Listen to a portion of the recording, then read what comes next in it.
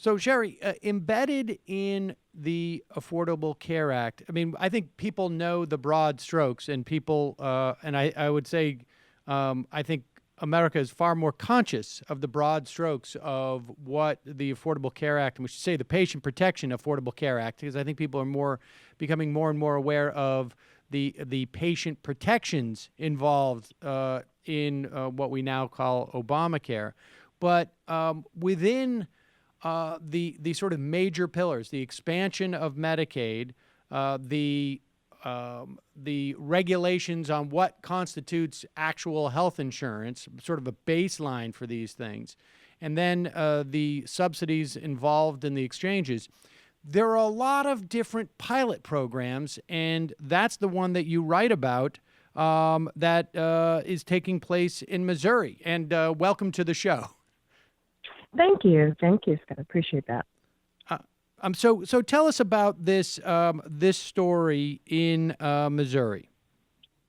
Well, the story in Missouri is actually a reflection of many things that started happening around the country that were funded by the Affordable Care Act several years ago, actually 2009, 2010, 2011. This program was an integrated care experiment that was funded for Medicaid patients that are often called the 550, the 5% of patients who use 50% of medical care and can cost in some communities up as much as $10,000 a year in ER costs and hospital costs. And in this case, people who also were struggling with serious mental illness.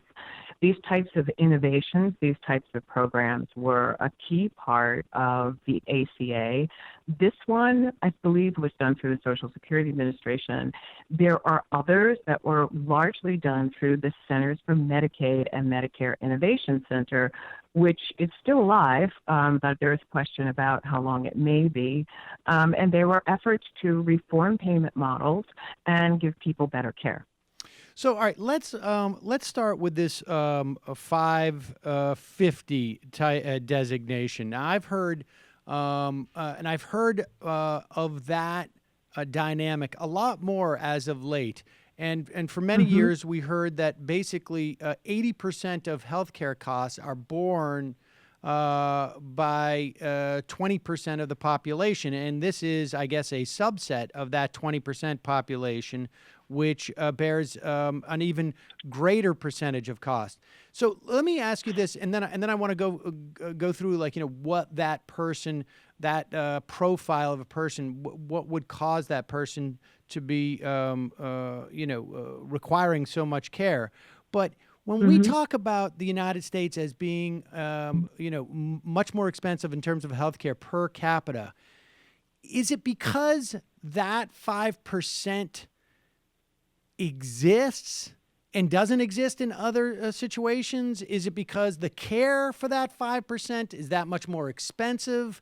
Is it because we lack preventative care that would undercut that? Or is, does it, I guess, maybe speaks to the success of this program as where the sort of the delta is between that 5% in this country and that 5% in, say, Canada? Yeah, I would like to say that these people, people who have, in this case, that 5% is usually defined by 2 or more chronic health conditions. Say they have heart disease, diabetes, and hypertension. And in the case of this program, they're also struggling with a serious mental illness. That is, even if it's depression, but serious enough to require medication. Washington Monthly Magazine specifically asked me to investigate and to look at programs for that group. That's how they're defined, but these people are, of course, all over the world. The big answer as to why it costs too much, that is the billion-dollar question. I suspect that it is how we care for people in the United States, how we charge for care, and the lack of a support network for people who really need it, which is what these programs reveal, which is what the difference is in the health indicators and the health quality and the life quality of these people when they do get that support. But it's a very special kind of support. It's very rare in the United States. It might be that support is more available in a country where there might be universal care or where social services might be easier to access, because in this particular case, all of these people are Medicaid patients. And it's a fascinating story. You focus on a woman, Pat Powers, and her treatment at the Crider Health Center in St. Charles, Missouri.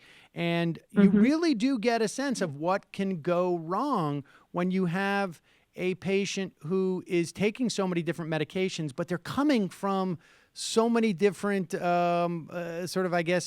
sources in some ways. Yes, so she had a mental health provider who had no relationship with her primary care provider. They didn't know each other.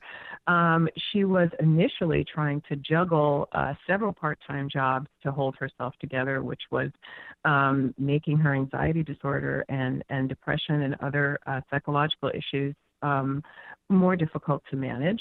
And on top of that, she was trying to manage diabetes and weight and the medication for her behavioral disorders all on her own. She eventually couldn't deal with the job, which meant not being able to keep up with the insurance, which meant not being, I think she might have briefly lost housing, though she has housing now. It just came apart. It requires a great deal of attention.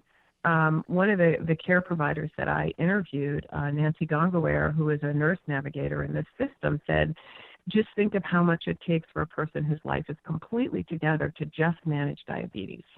Right. Not diabetes and hypertension and potentially obesity, which, by the way, weight gain is exacerbated by the kinds of medications that manage some forms of mental illness. It changes your body's ability to gain weight, and then you're managing anxiety, and then you're managing depression, and you're trying to hold down a job.